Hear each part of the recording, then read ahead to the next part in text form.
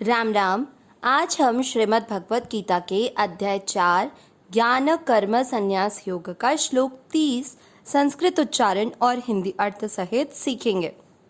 पहला चरण प में अमिक्स किया, अपरे, नी य में अमिक्स किया, नियता, हारा, रामिया की मात्रा तो विसर्ग को पढ़ेंगे हाँ, हारहा।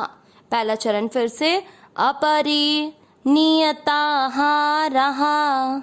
दूसरा चरण देखेंगे प्रा का अर्थ होता है प आधा और र पूरा। र पूरे पे यहाँ पर आ की मात्रा है तो प्राणा, ना के साथ आधा न, प्राणान, प्राणेषु। प्रा वही चीज जो अपन ने पहले सेकंड चरण में पहले शब्द में देखी, प्रा यानी PRA, प्राणेषु। जू के साथ आधा ह, झु, और व में मिक्स करते हुए वती, झुवती। दूसरा चरण फिर से प्राणान प्राणेषु झुवती। पहला और दूसरा चरण साथ में अपरे, नियता, हारहा, प्राणान प्राणेषु झुवती। तीसरा चरण देखेंगे स पूरा है, स में मिक्स करना है, वे के ऊपर आधार है उसको स के साथ पढ़ेंगे सर्वे। वे के बाद में है अवग्रह, आपको अवग्रह में वे की मात्रा को लंबा खींचना है, सर्वे, फिर आधा प य पूरे के साथ, और य पर है ए की मात्रा तो सर्वे प्ये और ते, सर्वे प्येते, यज्ञ दोनों अक्षर पूरे, दोनों में अमिक्स करना है, यज्ञ विदो। तीसरा चरण फिर से सर्वे प्येते यज्ञ विदो। चौथा चरण देखेंगे य पूरा, य में अमिक्स करना है, य के साथ आधा क, यज्ञक, और श से षटकोण पूरा।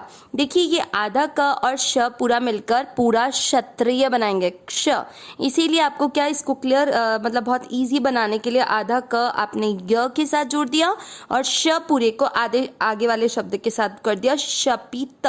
त में अमिक्स किया, यज्ञ क्षपित। क पूरे में आधा लग कल, म में मिक्स करेंगे कलमशा। शा में आ की मात्रा तो विसर्ग को पढ़ेंगे हाँ, कलमशः। चौथा चरण फिर से यज्ञक्षपित कलमशः। तीसरा और चौथा चरण अब साथ में सर्वे प्येते यज्ञ विदो यज्ञक्षपित कलमशः। पूरे श्लोक का उच्चारण एक साथ अपरे, नियता, हारहा, प्राणान प्राणेषु झुवती, सर्वे प्येते यज्ञ विदो यज्ञक्षपित कलमशः। एक बार फिर से अपरे, नियता, हारहा, प्राणान प्राणेषु झुवती, सर्वे प्येते यज्ञ विदो यज्ञक्षपित कलमशः। श्लोक का अर्थ देखेंगे। इससे पिछले श्लोक 29 में हमने जो विभिन्न प्रकार के साधन जो यज्ञ रूप में वर्णन कर रहे हैं उसमें हमने देखे थे प्राणायाम के बारे में, जिसमें हमने पूरक, कुंभक और रेचक के बारे में जाना था कि किसे पूरक कहते हैं, किसे कुंभक कहते हैं और किसे रेचक कहते हैं। इसको आप बहुत अच्छे से पिछली वाली वीडियो जो अध्याय 4 का 29वां श्लोक है उसमें समझ सकते हैं। अभी हम लोग उसके आगे वाले श्लोक में आज भगवान क्या कह रहे हैं वो समझेंगे।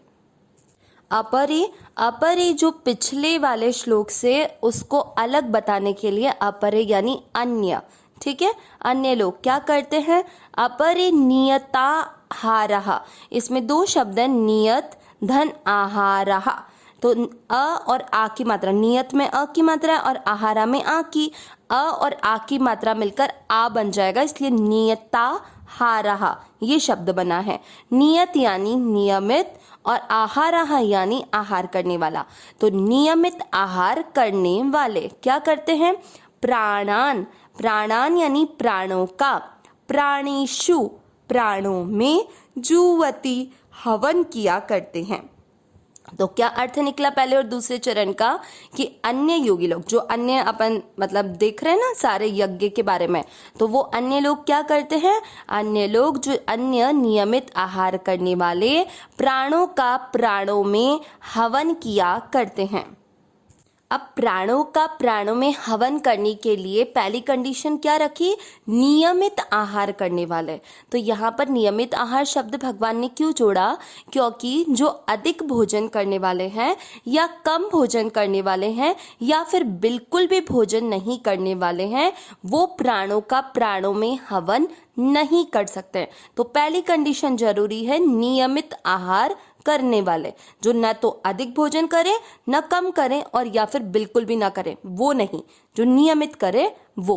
अब प्राणों का प्राणों में हवन करना होता क्या है, इसका मतलब है प्राण का प्राण में और अपान का अपान में हवन करना, मतलब प्राण और अपान को अपनी अपनी जगह पर रोक देना। हमने पिछले श्लोक पे देखा था कि प्राणों का स्थान कौन सा है, हृदय, और अपान का कार्य जो स्थान है वो कौन सी है, गुदा, तो मतलब वो नीचे। तो न तो श्वास को बाहर निकलने दे रहे और न ही श्वास को अंदर ले रहे हैं, तो इसको कहते हैं स्तंभ वृत्ति प्राणायाम। अगर ये प्राणायाम जिसमें हम प्राणों का प्राणों में हवन कर रहे हैं, मतलब कि प्राण को प्राण में और अपान को अपान में रोक दिया, न श्वास को बाहर लिया न श्वास को अंदर लिया, अगर ये प्राणायाम परमात्मा उद्देश्य से, परमात्मा की प्राप्ति के उद्देश्य से करेंगे, तो आपके अंदर की वृत्तियां जो होगी वो ऑटोमेटिक शांत हो जाएगी और आपको किसकी प्राप्ति हो जाएगी, परमात्मा की। ठीक है, अब आगे वाला श्लोक में आगे वाले चरण में देखते हैं, तीसरे और चौथे चरण में भगवान क्या कह रहे हैं, सर्वे पेते, इसमें 3 शब्द हैं, सर्वे, अपि और एते।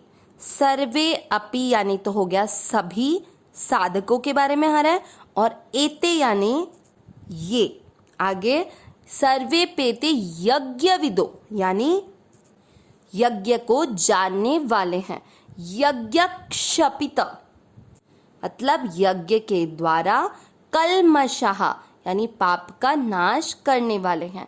तो तीसरे और चौथे चरण में क्या अर्थ निकला, ये सभी साधक यज्ञों द्वारा पापों का नाश करने वाले और यज्ञ को जानने वाले हैं। तो पूरे श्लोक का अर्थ निकला कि अन्य नियमित आहार करने वाले प्राणों का प्राणों में हवन किया करते हैं, जिसको हमने समझा कि प्राणों का प्राणों में हवन करना क्या हुआ। उसके बाद में ये सभी साधक यज्ञ को जानने वाले और यज्ञ के द्वारा पापों का नाश करने वाले हैं।